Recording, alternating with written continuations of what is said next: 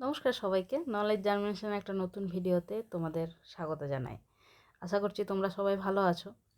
একটা নতুন ভিডিও, নতুন ধরনের একটা ভিডিও তোমাদের সামনে তুলে ধরছি। আশা করছি তোমাদের সবার ভালো লাগবে। ভিডিওটা অবশ্যই কমপ্লিট সবাই দেখবে এবং তারপর তোমাদের কার কী মনে হয় সেটা কমেন্টে জানিও। Thank you. আজকে তোমাদের একটা গল্প বলবো, ঠিক আছে? তো একটা শহর, এই শহরের নাম কোষনগরী, ঠিক আছে? এখানে একজন নায়কের গল্প বলবো আমরা, যেখানে মেন নায়ক হচ্ছে, এটা হচ্ছে হিরো।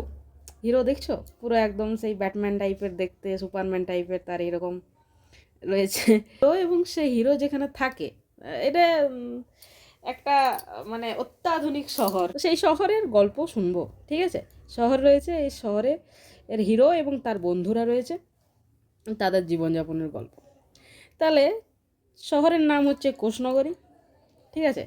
এবং সেই কোষনগরীতে এসে আমরা যার গল্প শুনবো সেইটা হচ্ছে যে একজন ডিনা নামে একজন ডিএনএ রয়েছে, ঠিক আছে? সে কোথায় রয়েছে না, এই সেল বা কোষনগরী শহরের কেন্দ্রে একটা লাইব্রেরি আছে, ঠিক আছে? সেই লাইব্রেরিতে রয়েছে এই ডিএনএ, যার নাম হচ্ছে ডিনা।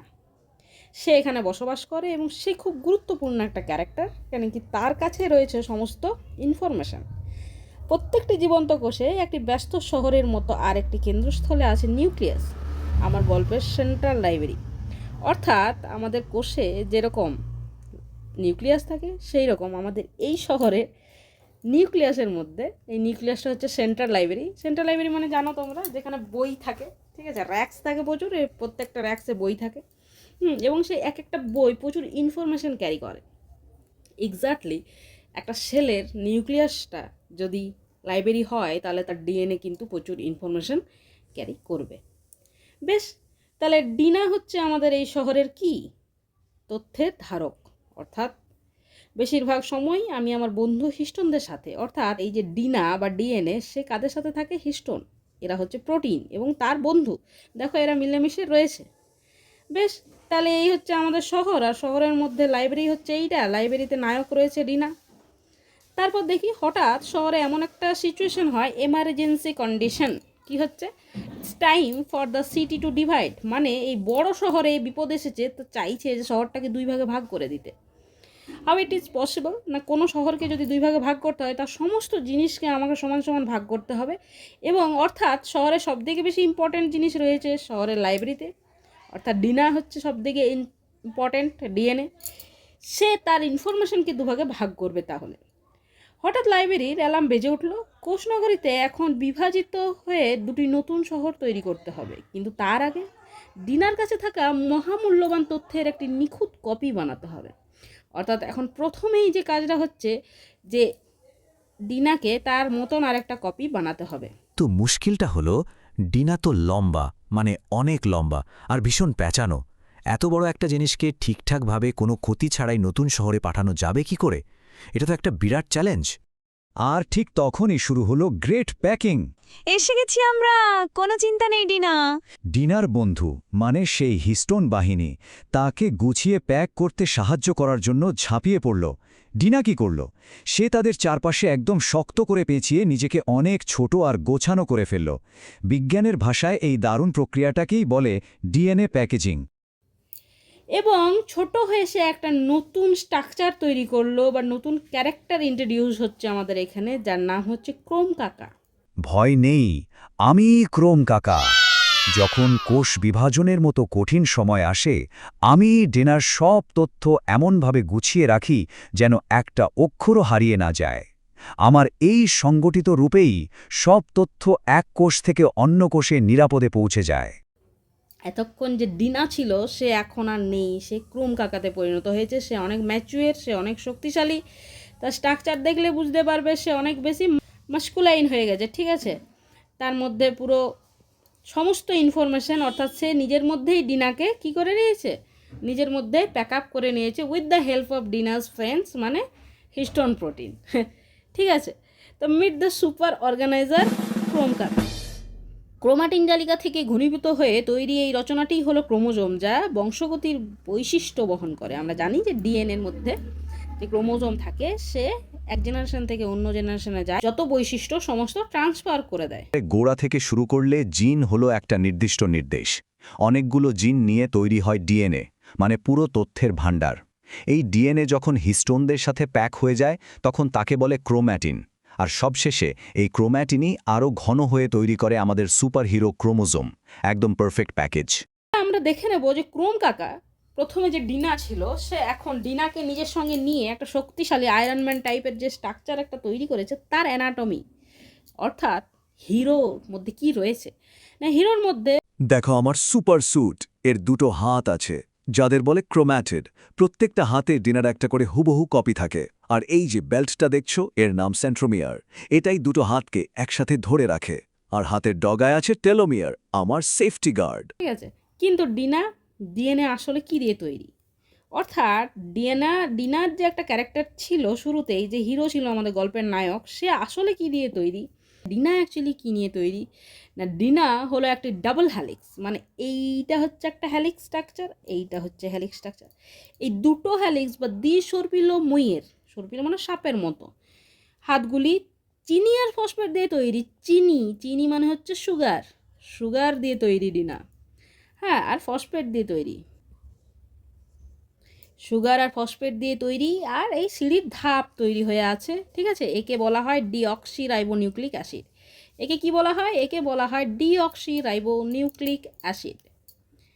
নেক্সট, ডিনার গোপন ভাষা। না, ডিনার মধ্যে যে তথ্য রয়েছে সেটা কিন্তু এত সহজ না, সবাই কিন্তু সেই তথ্য ফাঁস করতে পারবে না। সেই কিন্তু নায়ককে হারানো এত সহজ ব্যাপার নয়, নায়কের কাছ থেকে ইনফরমেশন নেওয়া এত সহজ ব্যাপার নয়। তাই এই ডিনার ময়ের ধাপে গোপন ভাষা রয়েছে, যেটা রয়েছে ATCG।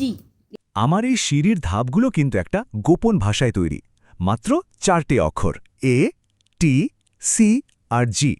আর এদের মধ্যে একটা দারুণ বন্ধুত্ব আছে। এ সবসময় টি এর হাত ধরে আর সি সবসময় জি এর হাত ধরে, আমাদের সিক্রেট হ্যান্ডশেক আর কি। এই যে অসাধারণ গঠনটা, এটা 1953 সালে ওয়াটসন আর ক্রিক নামের দুজন বিজ্ঞানী আবিষ্কার করেছিলেন। বিজ্ঞানের ইতিহাসে কি দারুণ একটা ব্যাপার, তাই না? পরিচয় হোক জাদুঘর জিনি, অর্থাৎ এই যে কোনো হিরো, সেই হিরো কারণ তার মধ্যে কিছু স্পেশাল ট্রিকি ব্যাপার থাকে। আমরা অনেককেই বলি যে সে ব্লেসড। তো ডিনা যদি ব্লেসড হয় ডিএনএ, তার মানে নিশ্চয়ই তার মধ্যে কিছু জিন রয়েছে বা জাদুকরি ব্যাপার রয়েছে। অর্থাৎ এই ডিএনএর মধ্যে ধাপে ধাপে বিশেষ অংশে কিন্তু জিন রয়েছে, ঠিক আছে। পুরো ডিএনএটা কিন্তু জিন নয়, তার কিছু কিছু অংশে। ডিনা লম্বা ফিতার মতো কিছু বিশেষ অংশ আছে যারা জাদুর মতো কাজ করে। এদেরকে আমরা বলি জিনি বা জিন। প্রতিটি জিনিস হলো একটি নির্দিষ্ট কাজের নির্দেশ, যেমন কিভাবে একটি প্রোটিন তৈরি করবে। অর্থাৎ এইটা যদি এ জিন হয়, এ জিন অন্য কাজ বলবে, এটা যদি বি জিন হয়, বি জিন অন্য কাজ বলবে, সি জিন আবার অন্য কাজ বলবে। আমরা হলাম এক একটা জাদুর নির্দেশ। প্রত্যেকটা জিনের একটা নির্দিষ্ট কাজ আছে। যেমন ধরুন, আমার কাজ হলো বলে দেয়া যে চোখের রং ঠিক কি হবে। দেখো তাহলে আজকের গল্পে কি হলো? না, ক্রোমোজোম ছিল। সেই ক্রোমোজোম তাহলে প্রথমে ছিল ডিনারও আগে যদি আমরা বলি যে ডিনার এক একটা অংশকে আমরা জিন বলছি বা জিনি বলছি। এই জিন দিয়ে তৈরি হচ্ছে ডিএনএ। সেই ডিএনএ যখন হিস্টোন প্রোটিনের সাথে যুক্ত হচ্ছে তখন সে তৈরি করছে ক্রোমোজোম, যাকে আমরা ক্রোম কাকা বলেও চিনি। তাহলে ক্রোম কাকাদের পরিবারে কে কে থাকে? না, ক্রোম কাকা কি একাই থাকে? অতএব সেল নগরীতে যখন সে ডিএনএ অবস্থায় বা ডিনা অবস্থায় আছে তখন তো সে অগোছালো, ইয়াং একটা ড্যাশিং হিরো। বাট সে যখন ক্রোম কাকা, সে অনেক বেশি ম্যাচুয়ার এবং সে তার ফ্যামিলি নিয়ে থাকে। টোটাল 46, অর্থাৎ 23 জোড়া ফ্যামিলি কিন্তু এখানে রয়েছে। আর এই দেখুন সব ক্রোমোজোম কাকাদের একটা ফ্যামিলি ফটো।